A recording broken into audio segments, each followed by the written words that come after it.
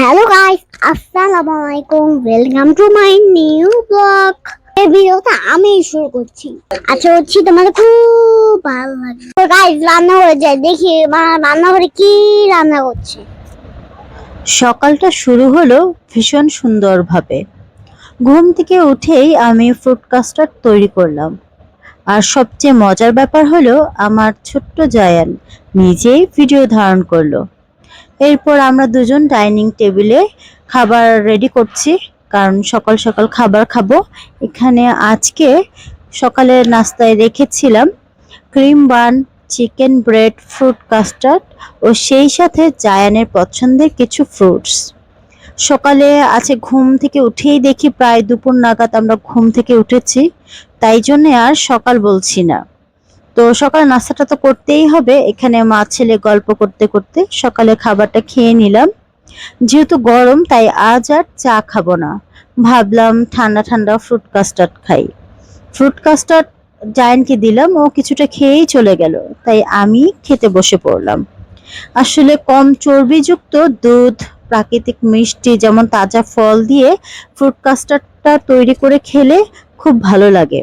তবে এতে মিষ্টির পরিমাণ বেশি থাকায় পরিমাণ মতো খাওয়াটাই আসলে স্বাস্থ্যের জন্য উপকার। তো যাই হোক গাইস, এখানে সকাল সকাল নাস্তাটা শেষ করে যেহেতু দুপুর দিকে উঠেছি, তাই দুপুরের রান্নায় চলে এসেছি। আইজানকে কোলে নিয়ে দুপুরে রান্নাটা সারতে হচ্ছে, কারণ বাচ্চা রেখে বা বাচ্চা নিয়ে রান্না করাটা খুব টাফ। আমি সহজে আইজানকে রান্নাঘরে নিয়ে আসি না। তো এদিকে আইজানের খিচুড়িটা শেষ করে আমি দুপুরে আজকে চিকেন রান্না করেছিলাম। জায়ান আইজান আমি খেয়ে যা এরপরে আইজানকে ঘুম পাড়িয়েছিলাম। আমরা আইজানের ঘুম থেকে ওঠার অপেক্ষায় রয়েছি। আইজান ঘুম থেকে ওঠার পরে আইজানকে নানুর কাছে রেখে আমি আর জায়ান রেডি হয়ে বাইরে বের হব। তাই আমি বাসার নিচে আন্টির সাথে গল্প করছি, আর এখানে জায়ান দুষ্টুমি করছিল। তো এখানে আমাদের কথা বলা শেষ করে আইজানকে ওর নানুর কাছে রেখে আমি আর জায়ান বেরিয়ে পড়লাম। দু মা ছেলে বিকেলে একটু ঘুরতে বের হব, কিছু কেনাকাটা করব। সব সময় তো আসলে এলাকার ভেতরে দেখা যায় যে নানা ধরনের শোরুমে গিয়েই কেনাকাটা করা হয়, তাই ভাবলাম যে আজকে বাসা থেকে একটু দূরে একটি মার্কেটে যাব। তো যখন বের হলাম বাসার ভেতরেও গরম ছিল, কিন্তু বাইরের ওয়েদারটা দেখে মনে হচ্ছিল যে এখন ঘড়ির কাঁটায় বাজে বিকেল 5টা, কিন্তু রোদ দেখে মনে হচ্ছিল রোদের তাপমাত্রা খুবই বেশি, প্রায় দুপুর 12টা বা 1টা মনে হচ্ছিল।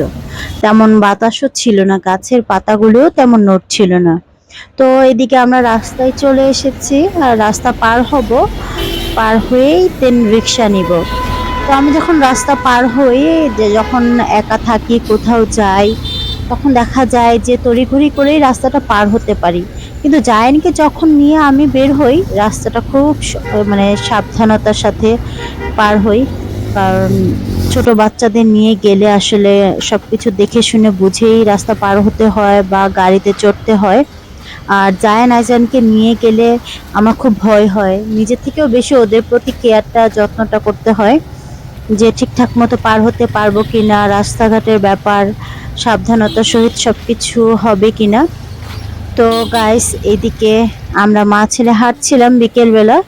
তো বেশ কয়েকটি রিক্সা জিজ্ঞেস করছিলাম যাবে কিনা, এখানে আরেকটি রিক্সা পেয়ে গেলাম। মামার সাথে কথা বললাম, বললো যে যাবে, এবং তাকে দেখে মনে হচ্ছিল যে না খুব ভদ্র হবে, কারণ সবার রিক্সা আমি আবার উঠি না। কেউ কেউ দেখা যায় যে খুব জোরে চালায়, তখন অ্যাক্সিডেন্টেরও ভয় থাকে। তো আমরা এখানে উঠে গেলাম, বললাম যে ঠিক আছে এবার রিক্সাটা চালান, আমরা যাই। তো বিকেল বেলা যাচ্ছিলাম, জায়ানের খুশি লাগছে, কারণ ও কোথাও ঘুরতে যেতে পারলেই ওর ভালো লাগে। আমরাও যাচ্ছিলাম।